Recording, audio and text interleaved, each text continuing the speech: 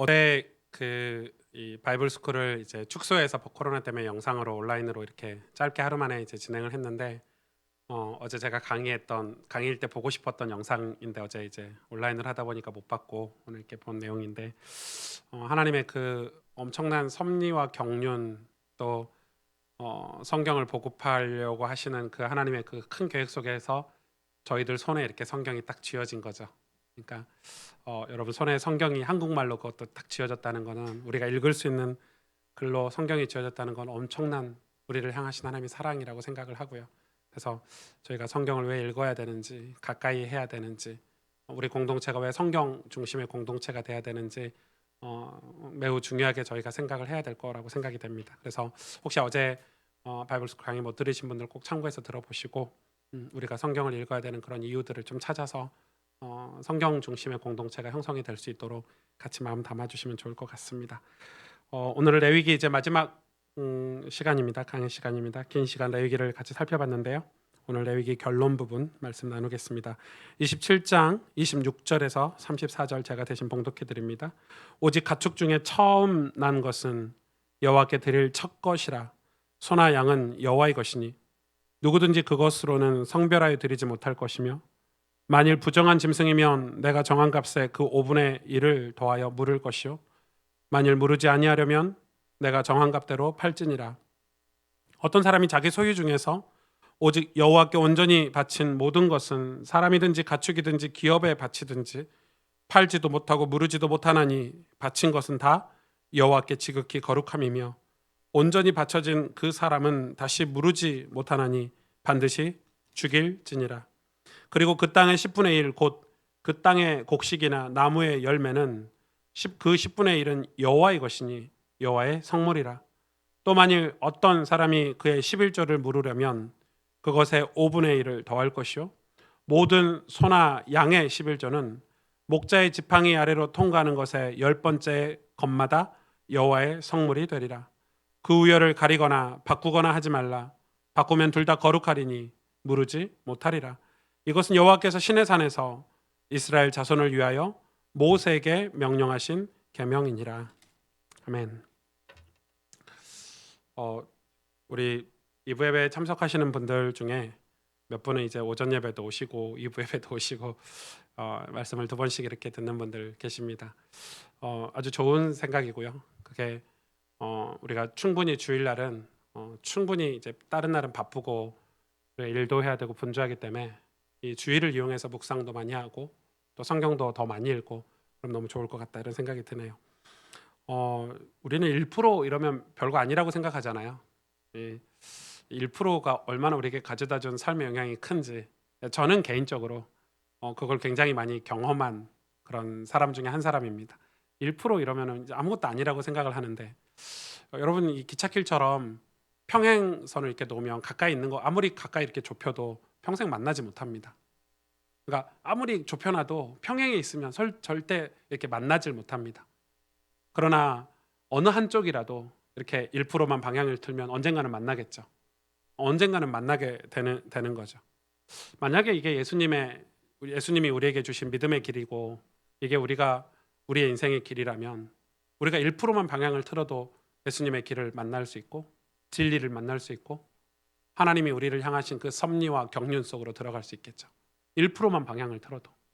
그러니까 지금 이런 영상들을 보면 뭐 우리나라뿐만이겠습니까? 뭐 루터 독일에서 일어났던 종교개혁이라든지 뭐 영국에서 일어났던 영적 각성운동이라든지 이런 걸 볼 때마다 그 누군가가 하나님 구속사에 쓰임 받았던 사람들은 그 1%, 뭐 1%가 훨씬 더 되는 사람도 있겠지만 저는 개인적으로 이 1%에 굉장히 많이 제 삶을 이렇게 한 적이 있는데 제가 이제 이 고등학교 1학년 때 복음을 받고 짧게 신앙생활을 하고 신학교를 갔잖아요. 하필이면 간 신학교가 저도 모르고 갔는데 되게 좋은 학교예요. 되게 좋은 학교고 우리나라에서 뭐 첫 번째, 두 번째 이렇게 신학적으로 좋은 학교고 그러다 보니까 되게 좋은 친구들이 많이 온 학교여서 제가 신학교의 덕을 굉장히 많이 봤는데 그러나 처음에 제가 신학교 가서 엄청나게 많이 방황을 했습니다. 이유는 뭐냐면 뭐 저희 집이 너무 어려울 때 제가 신학교를 갔고 저희 부모님이 되게 안 좋을 때 시골에서 농사를 지을 때 이제 아버지는 밖으로 돌아다니시고 이럴 때 저희 어머님은 이 글도 모르시죠. 은행 이런 데를 가본 적이 없으신 거예요. 돈 벌어가지고 다 땅에다 묻으시고 막 이렇게 이불 속에 넣어두시고 장판 밑에 넣어두시고 이런 분이셨으니까. 근데 제가 이제 부산으로 유학을 간 거잖아요. 그러면 뭐 자취를 하려면 반값도 내야 되고 책도 사봐야 되고 뭐 돈이 필요하잖아요. 달달이 얼마씩 고정적으로. 어머님 그걸 보내셔야 되는데 아버지한테 맡기면 아버지는 중간에 다 삥땅 치고 약주 드시고 한 번도 보내신 적이 없어요. 아버지한테 맡겨서. 아버지는 뭐 이렇게 갖고 그냥 써버리고. 저는 제 아들한테 그렇게는 안 할 것 같아요. 제가 나중에 물어봤잖아요. 아버지 보고. 아버지 도대체 제가 굶을 걸 생각 안 하셨냐고 물어봤는데 아무튼 어머니가 이제 뭐 이렇게 이 시간을 내 가지고 뭐 장날이나 이런 데 가서 막 은행 직원한테 물어봐 가지고 보내고 이렇게 하는데 가끔 돈이 안 와요. 그럼 저는 막 급하잖아요. 뭐 책도 사 봐야 되고 뭐 또 해야 되고 하는데 돈이 필요한데 돈이 안 오면 전화를 해요. 전화도 한두 번이지 어머니 사정 뻔히 알고 어 어머니가 어떻게 그 일하시는지 이제 다 아니까 그 전화를 못 하는 거예요. 그럼 이제 저는 제가 돈 내고 이렇게 이 기숙사나 자취방에 살아본 적이 없어요. 한두 달 살고 이제 돈이 없으니까 그냥 친구 자취방에 이제 얹혀 있는 거죠. 여기 몇 달 지내고 여기 몇 달 지내고 또 교회 목사님 집에 몇 달 지내고 그렇게 4년을 보냈는데 그러니까 여러분 기본적으로 그런 상태에다가 또 학교를 갔더니 저는 이제 실업계 고등학교 이제 공고 이런 데 나와갖고 신학교를 갔는데 어, 갔더니 이제 애들이 너무 뛰어나요. 영어도 잘하고 악기도 잘 다루고 학교 수업이 얼마나 어려워요. 신학교 그 공부가 내용이 저 공부를 따라가질 못했어요. 그러니까 내가 여기 괜히 왔나 괜히 목사 된다고 했나 뭐 이런 낙심 원망 또 이제 집에 전화하면 뭐 안 좋은 소식 있잖아요. 뭐 안 좋은 우리 가족들의 얘기를 들으면 되게 이제 혼란스러웠어요. 그래 막 방황하고 있었죠. 그러다가 제가 인도에 갔는데 인도에 이제 선배들의 도움으로 이 단기 선교를 따라갔는데 그때 저하고 룸메이트 하던 제 선배가 있었어요. 제가 3년 선배였는데 그 선배를 이렇게 같이 이제 숙소에서 보니까 그 선배는 아침에 일어나면 성경을 읽더라고요. 제법 읽어요. 제법 긴 시간을. 그리고 꼭 기도를 하고 저는 그런 생활이 없었거든요. 제가 이제 그 선배하고 같이 은혜 받고 제 얘기를 하기 시작한 거예요. 선배 나는 이런 상황이 너무 어렵다. 나는 왜 이렇게 앞도 안 보이고 깜깜하냐 이런 얘기를 했더니 그 선배가 뭐 다짜고짜 저한테 승주 너는 성경을 한 번도 안 읽어봤지 그러더라고요. 그럼요. 저 고등학교 1학년 때 복음 받고 뭐 주일날 교회 가서 목사님 본문 이런 거나 읽었지 성경을 읽어본다는 생각을 안 해봤던 때니까 성경을 좀 읽으면 좋겠다고 자기는 하루에 1시간은 성경을 읽고 1시간은 기도를 한대요.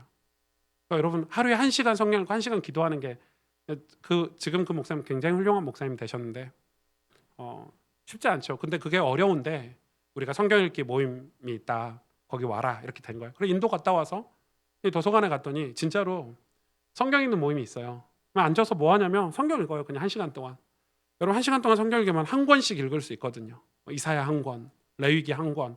어쩔 때는 짧은 성경들은 뭐 몇 권씩 읽을 수 있는 거예요. 그러다 보니까 성경을 제가 신학교 졸업할 때 엄청나게 많이 읽고 나온 거죠.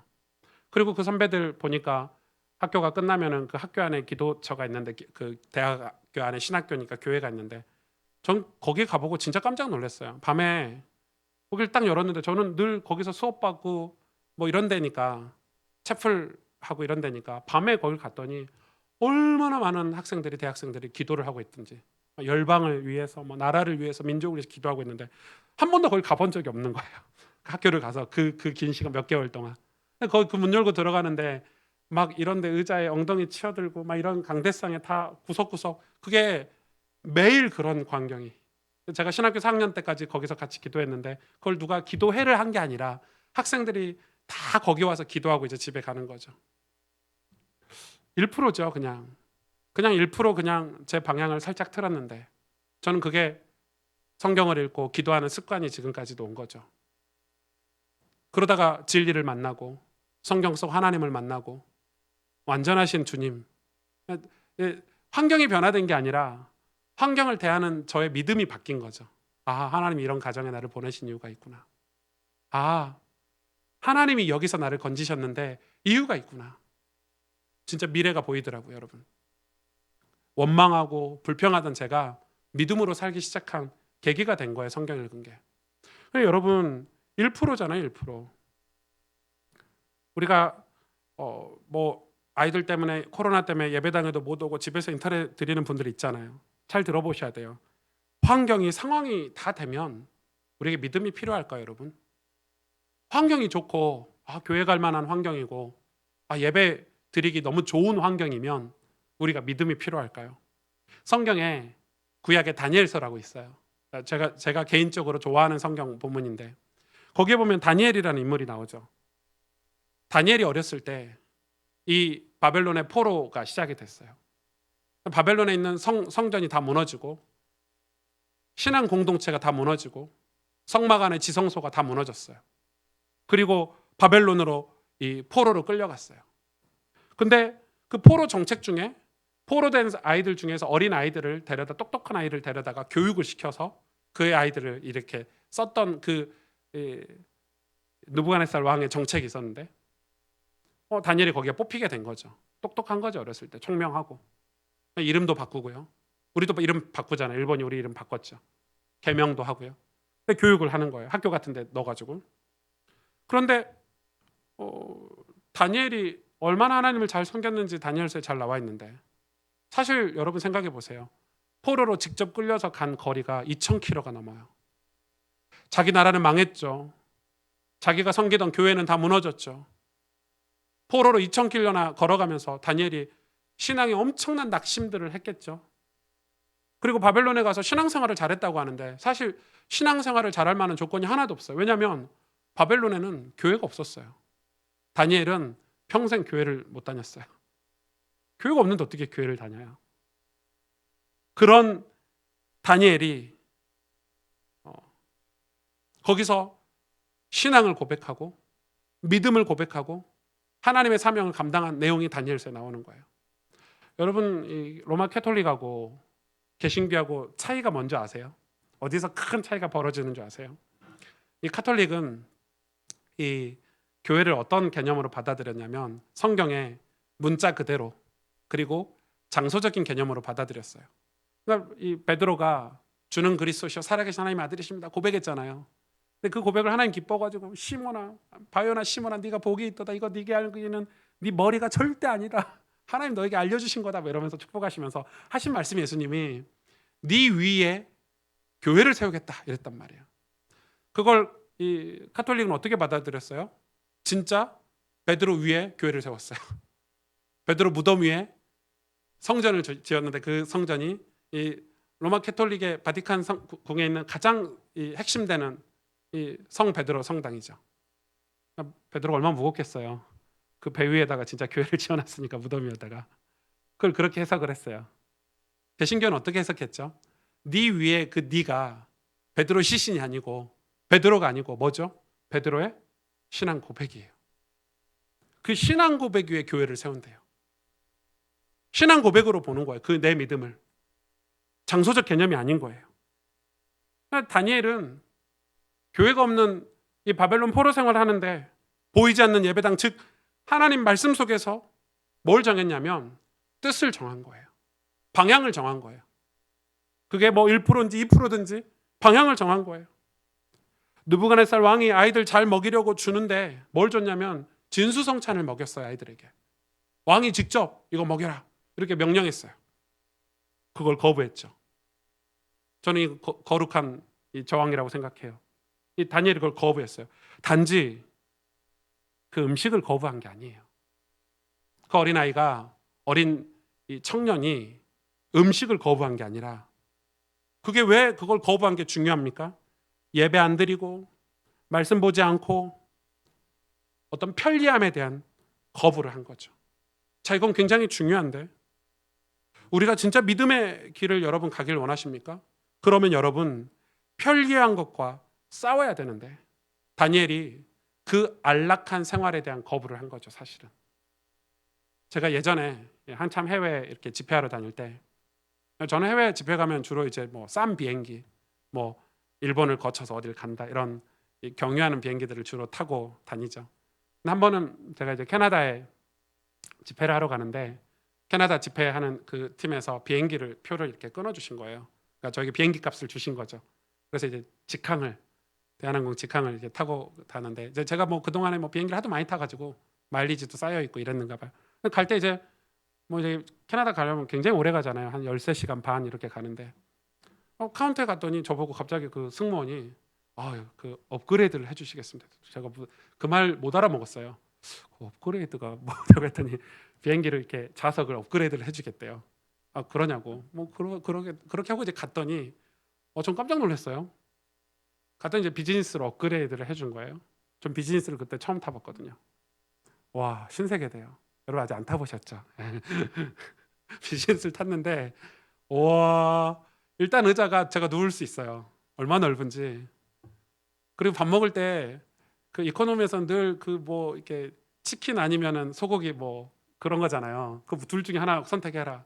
뭐 그것도 없으면은 뭐 있는 거 먹어야 되고 이러는데 여기는 뭐 접시 같은 데가 음식을 아예 다 먹어도만 메뉴도 얼마나 많은지 TV도 이렇게 크고 저 캐나다 갈 때 한숨도 안 잤거든요. 너무 좋아가지고 잠을 못 자겠더라고. 제가 그때 그 생각이 들었어요. 와, 이런 거 타고 다니면 야 진짜 평생 비행기 타고 다닐 수 있겠구나. 뭘 이런 걸 타고 다니면서 힘드시다 그러나 어른들은 말하면서 계속 너무 좋더라고요. 너무 행복하고 이걸 뭐 진짜 좋더라고요. 그래서 다 갔어요. 중요한 가서 뭐 집회를 열심히 하고요. 막 너무 신나가지고 집회하고 문제는 올 때가 문제인 거예요. 올 때 보니까 뭐예요? 이코노미.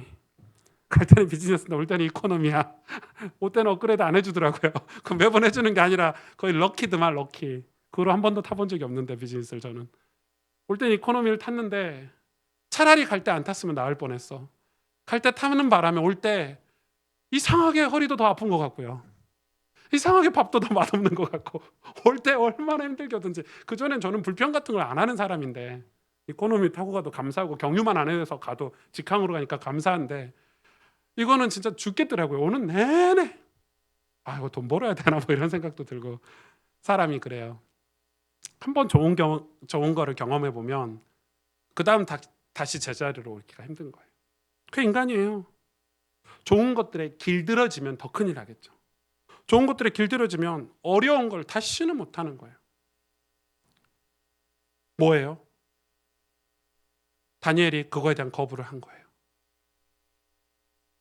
내 나라를 무너뜨리고 내 나라의 신앙을 무너뜨리고 우리가 포로가 돼서 왔는데 왕이 준 음식을 먹어? 그럴 수 없어. 이거예요. 거룩한 저항이죠. 다니엘은 그거에 대한 결단을 한 거예요. 뜻을 정한 거예요.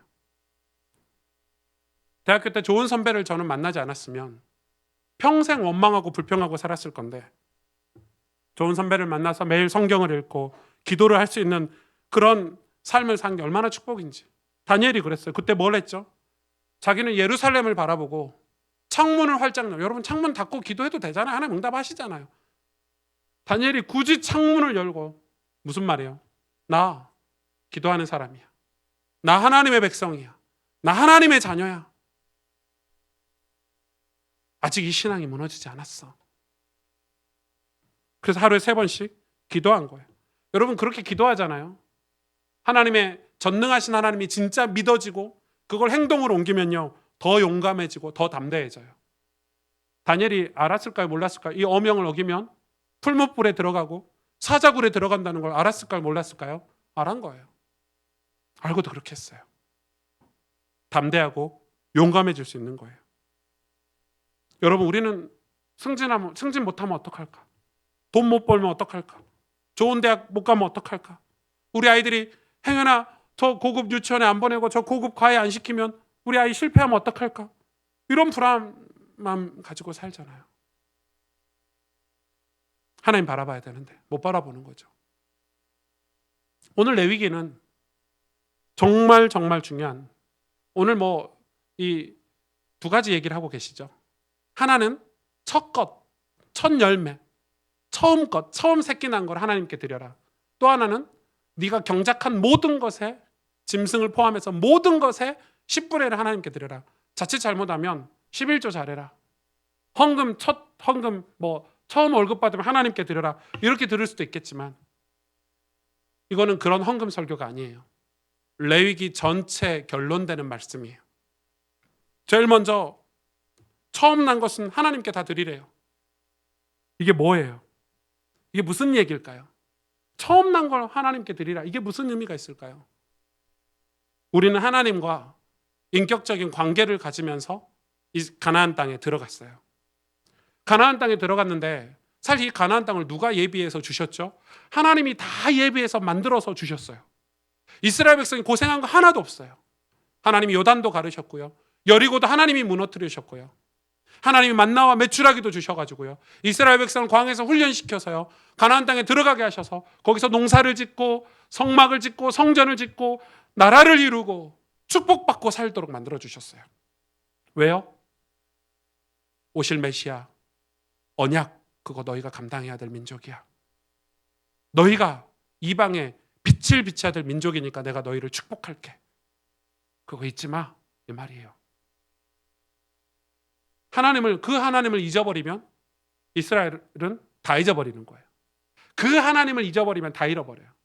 그런데 이스라엘이 어떻게 됐어요? 그 하나님 잊어버렸어요. 뭐에 길들여졌죠? 그 땅의 것들에 길들여진 거예요. 하나님은 좋은 걸 우리에게 주셔요. 비즈니스도 타게 하세요. 그러나 거기에 길들여지는 순간 하나님 잊어버리는 거예요. 세상이 발전해야 돼요. 예수 믿는 국가, 성경이 들어가는 국가는 다 발전했어요. 전 세계적으로. 왜요? 복음 전해야 되니까.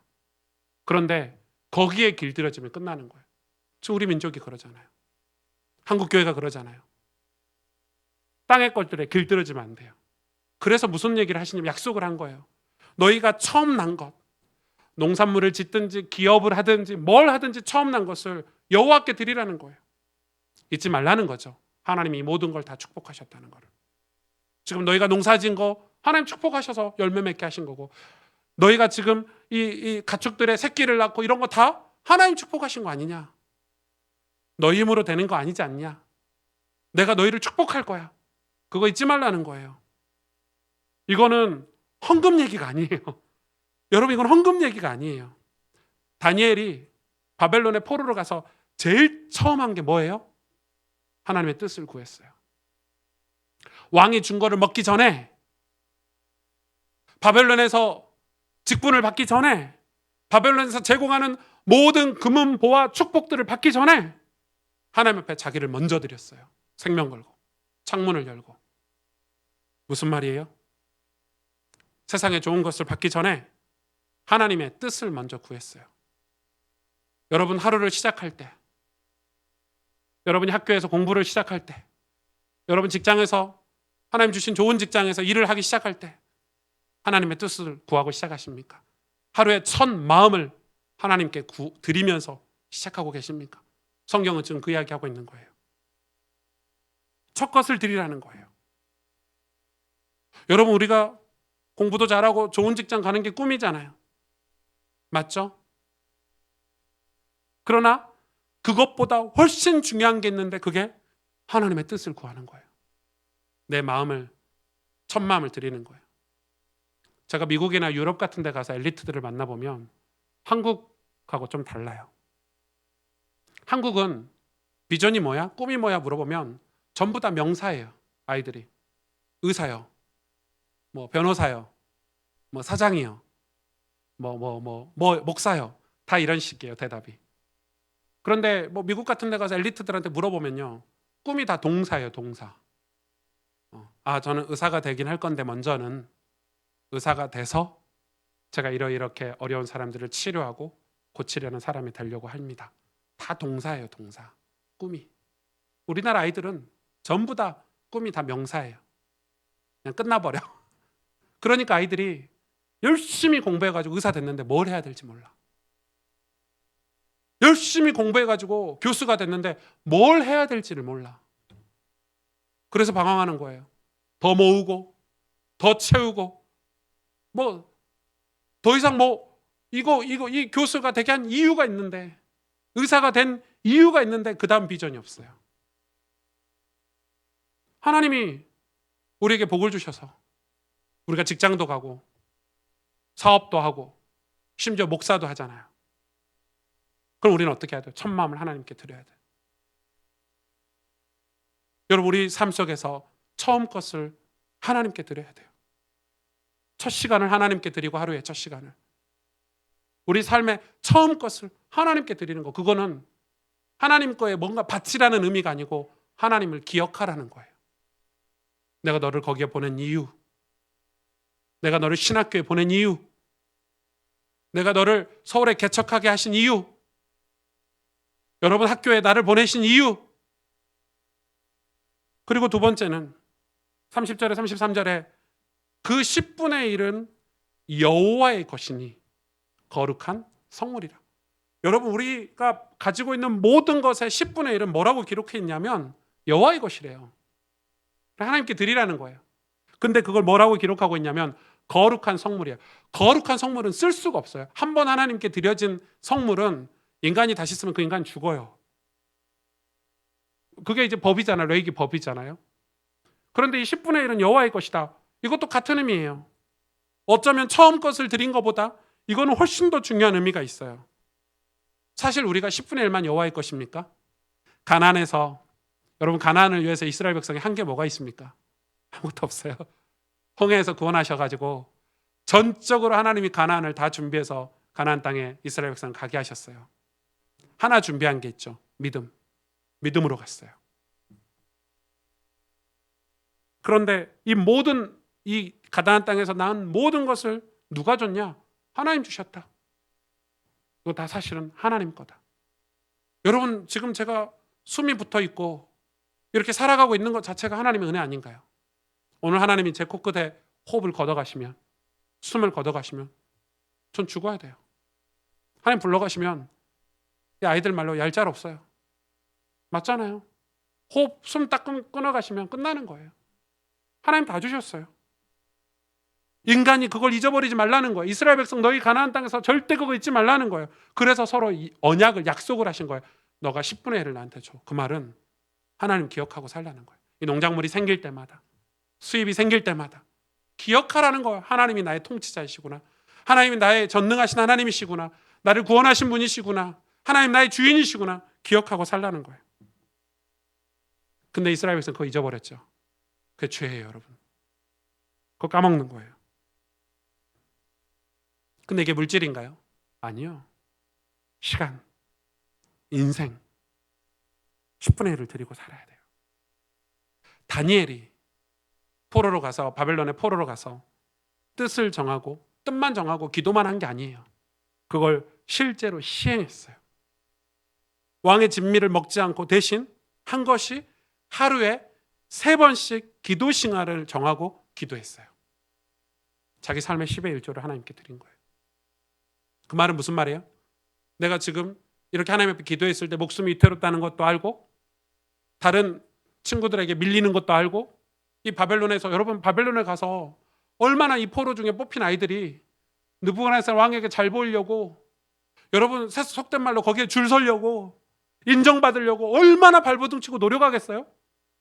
이 다니엘 혼자 바보 멍청이죠. 남들은 다 거기에 막 이제는 바벨론 시대야. 이제는 하나님 필요 없어. 말씀 필요 없어. 이제는 느부갓네살 말을 잘 들어야 돼. 이렇게 했을 때 다니엘이 혼자 역행한 거죠, 사실은. 나는 하나님을 바라볼 거야. 나는 하나님께 기도할 거야. 내 인생은 하나님 주신 인생이고, 이 지금 상황도 하나님이 나에게 주셨어. 우리는 고통이 오고 고난이 오면 이것도 하나님이 주셨다고 우리는 생각해야 되는데, 그렇게 생각들을 잘 안 하시더라고요. 그래서 다니엘은 그때 하나님 앞에 뜻을 정하고 실제 기도를 한 거예요. 우리 교회가 대대적으로 성경을 읽고 있어요. 오늘 어떤 집사님이 저하고 이렇게 대화하는데 그러시더라고요. 올해 목사님이 조금 공격적이시라고. 그래서 내가 네. 작년까지는 이렇게 성경 좀 읽으세요 이렇게 부탁했다면, 올해는 목사님이 조금 공격적이시라고, 성경 안 읽으면 큰일 날 것 같이 말씀하신다고. 맞다고. 우리 교회가 지금 다 같이 성경을 읽고 있어요. 제가 이제 집사님들이나 청년들 뭐 다는 아니지만 이렇게 두루 살펴보면 성경 읽는 게 0순위가 아니에요. 1순위도 아니야. 우리가 바쁘면 제일 먼저 빼는 게 예배고, 우리가 무슨 일이 있고 바쁘면 제일 먼저 빼는 게 성경 읽는 거, 기도하는 것부터 빼요. 맞죠? 회사 바쁘고 뭐 집안에 무슨 일 생겼으면 제일 먼저 빼는 게 성경 읽는 것부터 빼요. 성경 읽는 걸 뺀다는 말은 하나님을 뺀다는 거거든요. 성경이 영순위가 아니란 말은 하나님이 내 인생의 영순위가 아니란 말이거든요. 이스라엘이 그렇게 타락했어요. 하나님부터 빼기 시작했어요. 원래 하나님만 섬기던 이스라엘이 가나안에 가서 점차 하나님이 영순위에서 1순위로 밀리고 1순위에서 2순위로 밀리고 3순위로 밀리고, 그 사이에 뭐가 차지했죠? 돈이, 행복이. 우리가 추구하는 그 어떤 것들이 그 순위 안에 차지하기 시작한 거예요. 와, 좋다. 와, 행복하다. 그런 사이에 하나님은 순위에서 밀려버린 거예요. 다니엘이 그걸 알았죠. 환관장이 누구예요? 엄청 높은 사람이에요. 넷인데, 우리나라로 말하면. 느부갓네살 왕이 어떤 왕이에요? 그 시대, 그 지역을 다 점령한 대왕국이죠. 느부갓네살. 그 바벨론의 큰 대왕이에요. 대왕. 그 느부갓네살 왕이 아무리 대단한 왕이어도 여러분 세상 사람이에요. 환관장이 대단해도 세상 사람이에요. 다니엘은 누굽니까? 만왕의 왕, 완전하신 하나님의 자녀, 하나님의 사람. 그거 다니엘이 깨달은 거예요. 나는 하나님께 줄 서겠다. 나는 하나님을 의지하겠다. 이런 거예요. 그게 1% 신앙이에요. 그거 아침에 일어나서 그거 생각하고 내 삶을, 내 시간을 들여서 10분의 1을 하나님께 드려서 성경을 읽고 기도하는 시간이, 그거 인정하는 시간이에요. 그렇게 살아도 실패하지 않는다. 누가 증명했어요? 다니엘이 증명했어요. 우리 이런 생각 하잖아요. 남들 다 잘 되는 것 같은데, 그쵸? 진짜 불신자들 다 잘 되는 것 같은데 왜 나는 안 되지? 진짜 뭔가 부족한 것 같고 잘 안 되는 것 같고. 우리 그래요. 크리스찬들 만나보면 뭔가 부족하고 잘 안 되는 것 같고 일이 잘 안 풀리는 것 같고 다 그런 얘기를 해요. 다니엘은 뭘 봤냐면요, 여러분, 다니엘 가슴에 뭐가 있었냐면요, 예루살렘의 지성소가 무너진 걸 눈으로 직접 본 사람이에요. 2000km나 포로로 끌려가면서 걸어간 사람이에요. 포로 행렬에 동참했던, 어릴 때 비참한 자기 나라 민족이 무너지는 걸 봤어요. 자기 부모 세대들이 우상을 섬기고 하나님을 섬기지 않아서 포로로 끌려가는 걸 직접 몸소 경험한 다니엘이 왕이 내민 진미를 먹을 수 있어요? 바벨론에 가서 좋은 거 주니까 좋은 침대에서 자고 좋은 거 먹고 그렇게 할 수 있었을까요? 신앙의 절망감도 느꼈을 거예요. 다니엘은 하나님이 안 계신 것 같다고 생각도 들었을 거예요. 저도 그랬거든요. 대학교 때. 진짜 깝깝하더라고요. 앞뒤 좌우가 꽉 막힌 것 같더라고요. 하나님 안 계신 것 같더라고요. 정말. 그래 기도해도 응답이 없는 것 같고요. 우리 집은 그대로고요. 제 환경도 그래도, 제 돌머리 같은 머리는 헬라 히브리어를 아무리 들어도 맨날 시험 20몇 점, 30몇 점 맞죠. 미치겠더라고요. 그런데 알고 보니까 제가 뜻을 정하지 않은 거예요. 뜻을 정했어요. 1% 방향을 튼 거죠. 주님, 하나님이 나를 부르셨지 내가 신학교 간다고 그랬습니까? 제가 그때 기도 그렇게 했거든요. 뜻을 정하고, 맞아요. 하나님이 저 여기 보내셨잖아요.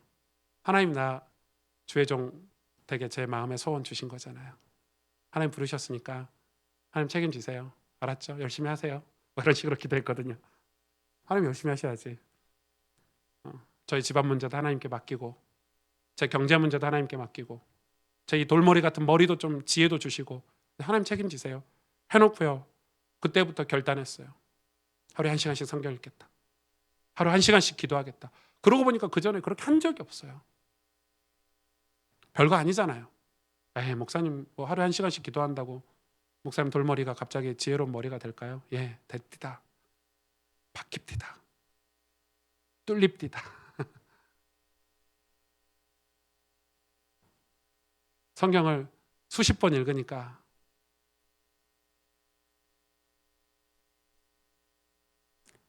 하나님은 우리를 무너짐 속에 많이 보내주세요. 이렇게 가난한 집에, 이렇게 문제 많은 집에 나를 보내셨을까? 나도 부잣집에 태어났으면 얼마나 좋았을까? 제 그 대학교 때. 그런데 성경을 읽고 하나님을 만나고 나니까 인격적으로 하나님이 나를 이 가정에 보내신 이유가 있구나. 그러고 보니까 저 같은 가정이 너무 많은 거예요. 불신자 가정, 예수 믿는 사람들. 그래서 저는 불신자 가정에서 전도하는 게 너무 편했어요. 저 같은 사람 너무 많고, 너무너무 많고, 저렇게 무너진 사람들, 나같이 무너진 사람들 너무너무 많고, 제가 첫 시간 하나님께 드리고 제 삶을 하나님께 드렸더니 그전에는 원망투성이던 미래가, 깎아받은 미래가 이렇게 살면 되겠구나, 하나님이 나를 사용하시려면 내가 이렇게 준비되면 되겠구나, 비전이 보이더라고요. 다니엘이 그런 거죠. 내가 하나님의 자녀구나. 내가 비록 포로로 바빌론 땅에 끌려왔지만 난 하나님 나라의 백성이구나. 나는 거룩한 신앙 공동체 일원이구나. 비록 저 지성전은 무너졌지만, 성전은 무너졌지만 보이지 않는 하나님의 예배당에서 나는 예배를 드릴 거야. 나는 이곳에서 예배를 드릴 거야.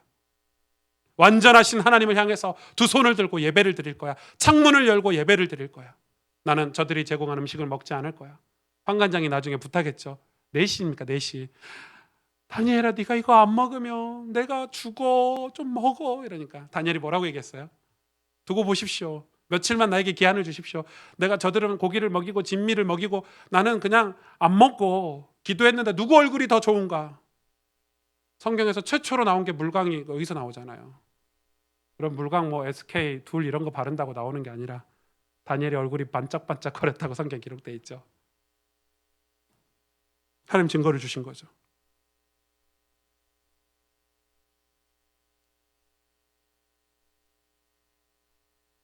그렇게 살면 실력이 줄어드나요? 기독교인들이 착각하는데 교회 막 자주 가고 예배 자주 드리고 기도 많이 하고 성경 많이 보면 세상 실력이 떨어진다고 생각해요. 그건 게을러서 그런 거죠. 다니엘은 그거 다 하고도 절대 떨어지지 않았어요. 결국 다니엘이 최고가 됐죠. 넘버원이 됐어요. 왜요? 엄청 부지런한 거예요. 여러분, 남들 하는 거 다 하고 1시간 기도하고 1시간 성경 읽으려면 어떻게 살아야 될까요? 어떻게 살아야 돼요? 그게 기독교인의 사명이에요. 기독교인이기 때문에, 하나님 나라의 백성이기 때문에 그렇게 피곤하지만 살아야 되는 거예요. 우린 근데 불신자하고 똑같아. 피곤해서 예배 못 드리겠어요. 놀러 간다고 예배 못 드리겠어요. 나 오늘 회사에서 좀 바빠가지고 오늘 예배 못 드리겠어요. 여러분, 지금 한국 교회 성도들의 답변이에요. 그게 똑같이 돈 벌으니까 똑같이 일해야 되고 똑같이 공부해야 되니까 그럼 우리는 성경이 안 읽어도 되는 거구나. 맞나요? 우리 하나님 나라의 백성 맞나요? 레위기 27장 34절에 오늘 마지막 절에 뭐라고 기록되어 있어요? 이렇게 하나님이 명령하신 것은 뭘 위해서? 이스라엘 자손을 위하여. 이렇게 살라고 하신 이유가 있는 거예요. 뭘 위해서요? 이스라엘 자손을 위해서. 하나님이 포로로 끌려간 많은 사람들, 이스라엘 백성들 중에 다 바벨론에 엎드려서 절하고 우상 섬기고 왕에게 아부하고 사는데 다니엘은 거부하고 거룩하게 저항하고 특별하게 살게 만들었어요. 왜요? 다니엘을 통해서 이스라엘 백성을 다시 회복시킬, 후손들을 이 영원한 포로와 저주 속에 두지 않고 구원하실 하나님의 계획이 있어서. 다시 말해서 우리가 이 시대가 이렇게 악하고 어렵다고 해서 다들 다 그렇게 산다고 해서 우리가 그렇게 살면 되나요? 우리도 다니엘처럼 살아야 되는 거예요. 그래야 우리 자손들이 이 민족의 미래가 있고 우리 다음 세대가 미래가 있고 우리 자녀들이 미래가 있는 거예요. 우리 교회 어린아이들이 참 많죠. 올해만 해도 지금 몇 명 낳는지 모르겠어요. 계속 낳고 있어요.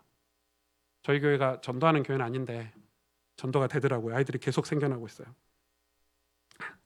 근데 좀 신기한 거는 제가 그 아이들 가정 이렇게 신방 가고 이렇게 보니까, 여러분 제가 성경 읽기 이렇게 부탁하잖아요. 근데 다른 소그룹들은 성경 읽기를 잘 안 해요. 읽어도 잘 공유를 안 해. 근데 제일 성경 읽기 힘든 상황, 애 둘, 셋, 갓난애기 키우는 그 엄마들 소그룹이 성경 읽기를 제일 잘해요. 정말 제일 잘해요. 제가 그래 어제 바이블 스쿨 때 그 카톡 화면도 보여줬죠. 제일 잘하고 놀라운 것은 그 태영아부는 교육자도 없어요. 자기들끼리 메신저들 정하고 찬양인도 정하고 자기들끼리 뭐 이렇게 기도 정해가지고 촬영해서 자기들끼리 영상 만들어서 예배 드리고 있어요.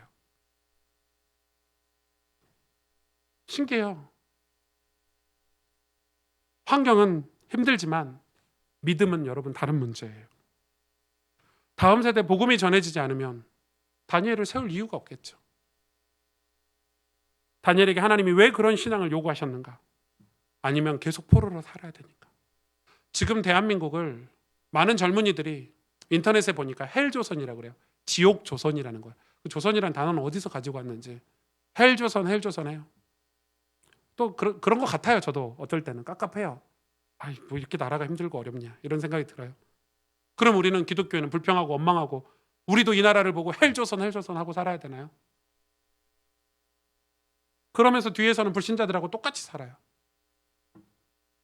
기독교인들 보면 말이에요. 아니죠. 우리가 뜻을 정해야 돼요. 거룩한 저항을 하고 신앙을 지키기 위해서 싸워야 되는 거 아닌가요? 다음 세대를 위해서 어떤 신앙 공동체를 만들어야 될지, 어떤 성경 공동체를 만들어야 될지, 그러기에 우리의 정체성을 빨리 찾아야 돼요. 제가 왜 성경을 읽으라고 하고 성경 공동체를 만들려고 하냐면 이 교회는 오승주 공동체가 되면 안 돼요. 담임 목사 공동체가 되면 안 돼요. 이 교회는 무슨 어떤 프로그램 공동체가 되면 안 되고, 제가 목회 개척하기 전부터 꿈꾸던 공동체는 성경 공동체예요. 그런데 저만 성경을 계속 읽으면 성경 공동체가 될 수가 없어요. 여러분도 같이 성경을 읽어야 같이 꿈꾸는 하나님 나라를 바라보고 살 수 있는 거예요. 그래 이 교회를 하실 일들, 하나님 뜻들이 이루어지는 거예요. 그래서 이스라엘 백성 포로들을 훈련시키시고 하나님 부르셔서 전 이스라엘 백성에게 성경을 낭독시키신 거예요. 성경 공동체가 돼야 돼요. 진리 공동체죠. 그러면 이 속에서 자란 아이들은 자연스럽게 성경을 접하고 이 어지러운 세상 속에서 하나님을 만나고 교회와 세상을 왔다리 갔다라는 그런 종교인이 아니라 정말 하나님을 온전히 바라보고 사는, 시간의 11조를 드리고 인생의 11조를 드리고 매일 첫 시간을 하나님의 뜻을 물어보고 사는 그런 구별된 아이들이 이 교회에서 나오게 될 거예요. 신실한 믿음의 사람들이.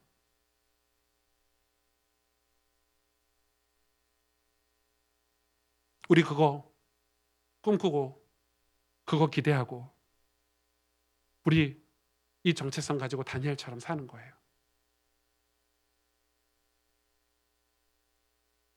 믿음으로 한 걸음 내딛는 거예요. 왜 믿음으로 한 걸음 내딛어야 돼요? 믿음이 아니면 한 걸음 내딛질 못해요. 뭐가 있는데요? 사자굴이 있는데요. 풀무불이 있는데요. 믿음으로 한 걸음 못 내딛는다니까요. 그런데 완전하신 하나님이 나의 주인이시구나.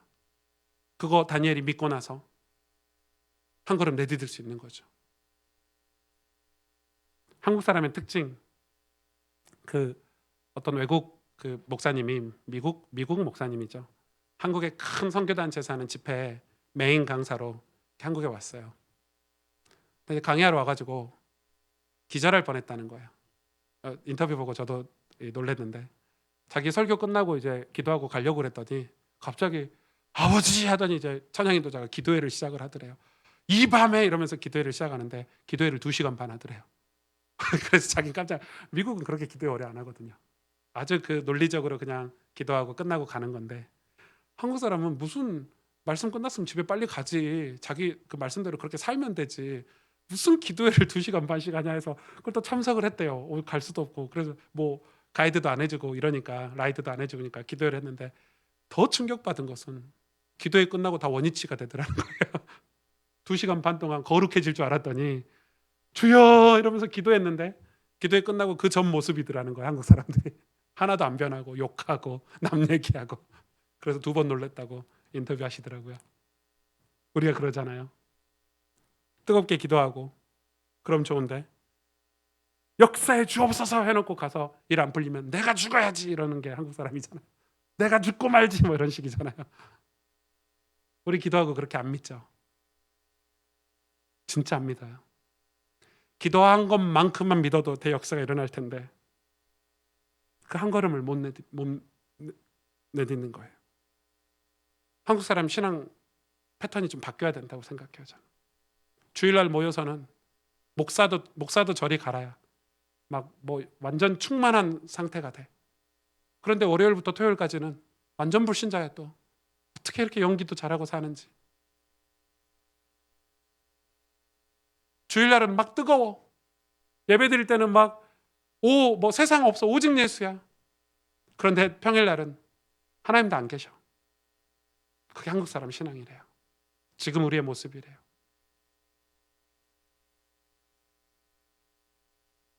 세상 사람들의 특징은 두려움이 많은 거예요.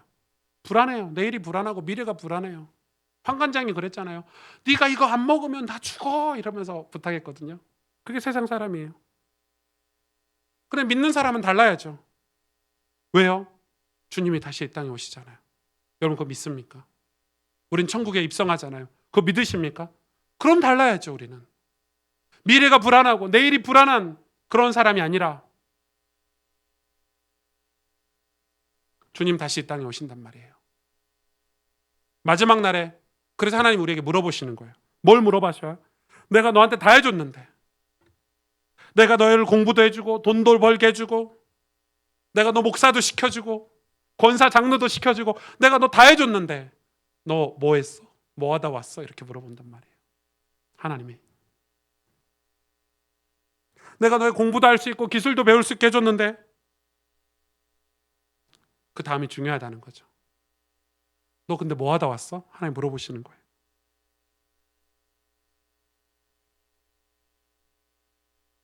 그거 바라보고 살아야 되죠. 하나님 백성들은 가는 곳마다 어둠이 떠나가고 저주가 물러가는 그런 존재여야 돼요. 우린 하나님의 백성이에요. 130년 전에 우리나라에 복음이 들어왔는데 여자들은 아무것도 못하던 시절이에요. 애만 쏙쏙 낳던 시절이에요. 130년 전만 해도. 애 낳고 밥하고 설거지하고 논에 가서 밭에 가서 일하고 또 애 낳고 밥하고 설거지하고 이런 시절이에요. 그런 시절에 복음이 우리나라에 성경이 들어왔어요. 경상도 진주에 가면 교회가 하나 있는데 이 교회가 어떤 교회인 줄 아세요? 처음에 성경책이 보급된 거는 양반들한테 보급이 됐어요. 우리나라에 제일 먼저 믿은 거는 양반들이 예수를 먼저 믿었어요. 양반 마을에 교회를 세웠어요. 선교사가. 근데 하나님의 은혜로 백정들이 천민들이 예수를 믿은 거예요. 교회를 왔네. 양반들이 뭐라 그랬게요? 말도 안 했어요. 오지 말라는 거지. 감히 양반들이 모여있는데 백정이 끼어들어. 그래서 그 당시 기록을 보니까 이 백정들이 교회 밖에서 예배를 드렸대요. 창문 보고. 선교사가 그 교회를 폐쇄시켰어요. 없애버렸어요. 그리고 교회를 어디다 세웠게요? 진짜 지혜롭죠. 교회를 백정마을에 세운 거야. 그럼 양반들은 교회는 가긴 가야 되겠는데 백정마을까지 가야 되는 거. 한 번도 가본 적 없는 더럽고 추접한 곳에 가야 되는 거예요. 그 교회가 진주에 있어요. 그 말은 성경이 복음이 우리나라에 들어와서 5,000년 역사의 신분제도 다 없앴어요. 1907년에 장대현 교회에서 말씀 사경회가 있었어요. 성경을 몇 날 며칠 풀어줬어요. 난리가 났죠. 성경을 풀어주니까요. 그때 성령이 역사하셨어요. 평양에 대부흥이 일어났어요. 대부흥이 일어났는데 그게 이제 지금은 인터넷도 안 되고 그 당시 전화도 없고 이런 게 없으니까 그 대부흥이 성령 역사가 마을을 타고 막 전달돼서요. 저 경상도 대구 옆에 있는 경산이라는 지역까지 내려오는데 3년이 걸렸어요. 1910년. 그때가 무슨 해입니까? 경술국지잖아요. 말이 이 한일 합방이지 사실은 일본이 우리나라를 완전 먹은 건데 국제적으로는 이렇게 얘기한 거예요. 우리가 빚을 많이 졌거든요. 일본한테. 빚을 많이 져가지고 빚을 못 갚으니까 모라토리엄을 선언하고 합방을 시켜버린 거예요. 국제적인 법적으로 문제가 없이 나라를 그냥 먹은 거죠. 너희가 돈 못 갚으니까. 그때 그 예배당에서 여러분 원래 우리나라는 술을 좋아하는 민족이잖아요. 미국 선교사들이 사실 미국 북장로교나 미국 뭐 이런 장로교 목사님들은 다 술 담배를 다 하거든요. 해요. 그럼 전 미국 가서 깜짝 놀랐어요.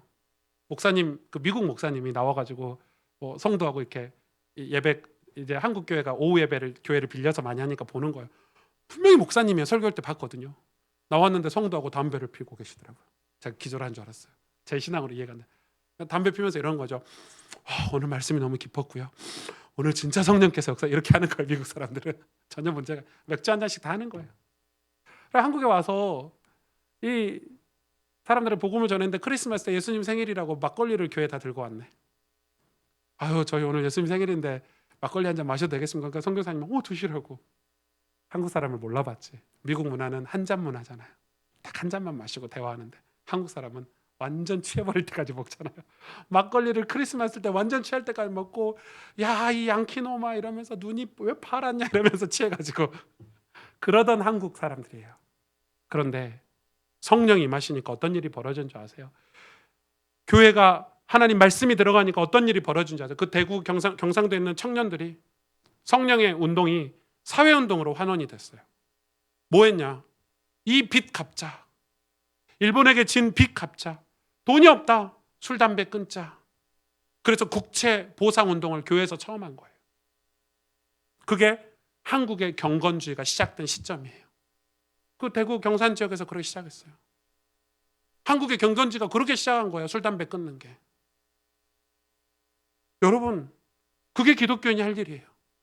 1% 술, 담배 그거 몇 푼 아껴가지고 나랏빚을 갚을 수 있겠어요? 그걸 청년들이 한 거예요. 하나님의 사람들은 편한 길, 쉬운 길로 가지 않아요.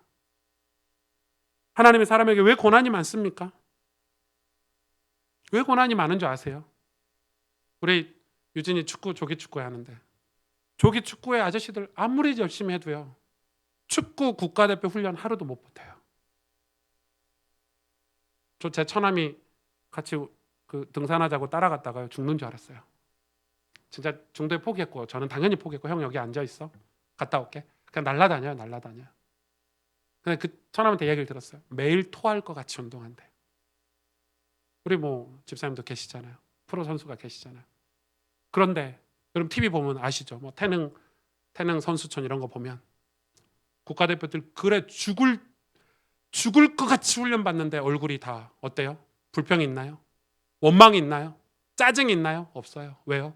가슴에 태극기가 있어요. 가슴에 태극마크가 있는 거예요. 그게 그 국가대표들의 정체성인 거예요. 하나님 우리에게 왜 고난을 주십니까? 왜 다니엘에게 포로된 환경을 줬을까요? 우리는 하나님 나라의 국가대표예요.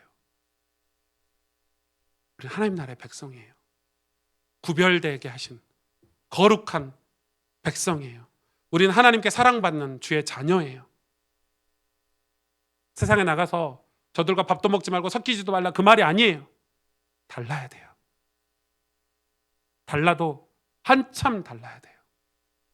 우리가 저들에게 빛을 비춰줘야 되고 저들에게 하나님 살아계심을 증거해야 되는 사람들인데 우리 그렇게 안 사는 거예요. 그래서 국가대표처럼 살라는 거예요. 처음 예물을 하나님께 드리고 10분의 1을 하나님께 드려가면서 하나님만 온전히 의지하고 바라보고 그러면서도 최고가 되라고 이야기하는 거예요. 그게 하나님 나라의 백성, 하나님 나라의 자녀들이 사는 방법이라는 거예요. 다니엘처럼 좋은 대학 가고 좋은 직장 가고 그게 아니라 그 이상 우리는 세상의 복음으로 빛을 밝히겠다. 하나님의 영광을 드러내겠다. 그 거룩한 길을 선택하고 가는 게 여러분 우리의 정체성인 거예요. 우리가 그 정체성을 가지고 세상에 사는 거예요. 다시 한번 교회가 빛이 되고 교회가 교회되고 하나님의 사람이 하나님의 영광이 되기를 진짜로 원합니다. 저는 우리 교회가 그런 교회가 되기를 원해요. 힘들어도 그 길을 갈 거예요. 우리는 부족하죠. 그거 할 수 없어요. 그러나 하나님은 완전하시기 때문에, 우리 주님은 완벽하시기 때문에 그 주님 바라보고 살라는 거예요. 그게 오늘 레이기의 결론이에요. 하나님 주신 축복이죠. 같이 기도하겠습니다.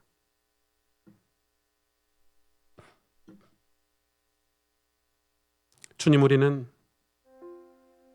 하나님께 속한 자입니다. 하나님의 거룩한 백성입니다. 당신의 피값으로, 십자가 보혈의 은혜로 우리를 당신의 자녀 삼아 주셨습니다. 하나님 나라의 대표로 이 땅에 살게 하셨습니다. 우리가 세상을 두려워하는 자들이 아니라 세상이 우리를 두려워하는 자들로 살기를 원하신 하나님, 우리 믿음으로 살게 해주옵소서. 사자굴이나 풀무불이나 어떤 환경과 상황에서도 완전하신 하나님을 바라보고 의지하면서 살기를 원합니다. 하나님 손에 붙잡혀서 시간의 11조를 드리고 내 첫 마음과 중심, 내 인생을 하나님께 서원해서 저들과 구별된 거룩한 삶을 살아 이 땅에 하나님 나라가 이루어지는 일에 나를 사용하여 주옵소서. 나의 모든 것 다 주님 것이니 하나님, 이제 다니엘처럼 레위기서가 주는 그 축복의 메시지들을 붙잡고 믿음으로 살기를 원합니다.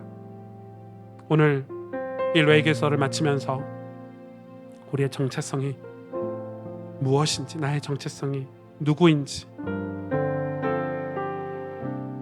우리 하나님 앞에 결단하고 감사하면서 하나님 같이 기도하기를 원합니다. 하나님 감사합니다. 주님,